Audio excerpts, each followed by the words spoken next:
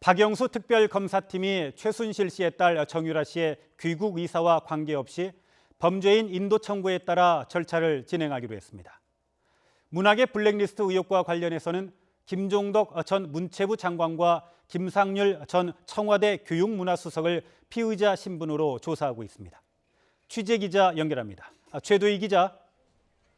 네, 특검 사무실에 나와 있습니다. 특검이 정유라 씨의 귀국 이사와 상관없이 절차를 진행하기로 한 거군요. 네, 그렇습니다. 특검은 덴마크 검찰로부터 정유라 씨에 대한 범죄인 인도 청구서가 접수됐다는 사실을 통보받았다고 밝혔습니다. 그러면서 정 씨의 귀국 의사와는 상관없이 관련 절차를 진행하기로 했는데요. 구체적으로 보면 정 씨 관련 시나리오는 정 씨가 자진 귀국을 하거나 강제 송환을 하는 방안, 이렇게 두 가지가 있다고 말했습니다. 특검이 자진 귀국에 대해 조치할 수 있는 건 정 씨에게 자진 귀국을 설득하는 것이라고도 설명했는데요.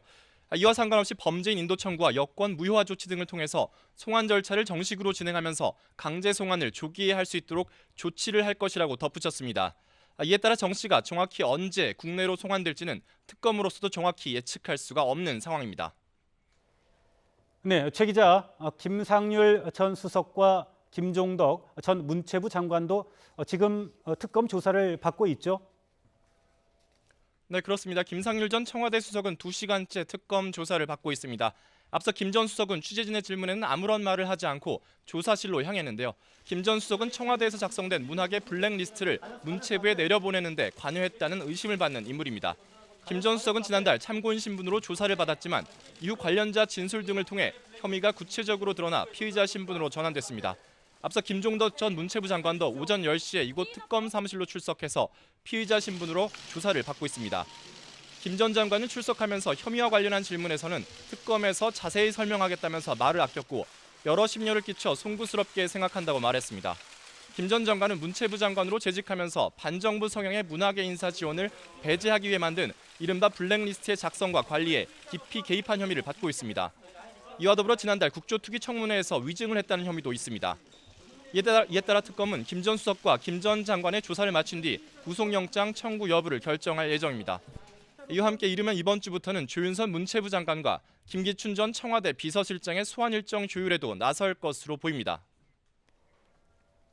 네, 특검팀이 오늘 김진수 청와대 보건복지비서관을 피의자로 입건했다고요?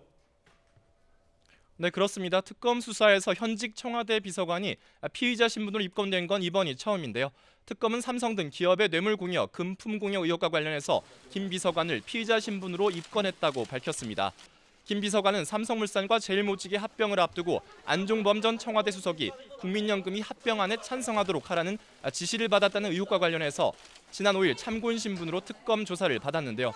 특검이 김 비서관의 범죄 혐의가 있다고 판단한 겁니다. 이에 따라 특검은 이번 주부터는 삼성 고위 관계자를 본격적으로 소환할 예정입니다. 또 삼성 수사가 끝나는 대로 SK와 롯데 등 다른 대기업으로도 수사를 확대할 것으로 보입니다. 지금까지 특검 사무실에서 YTN 최두입니다.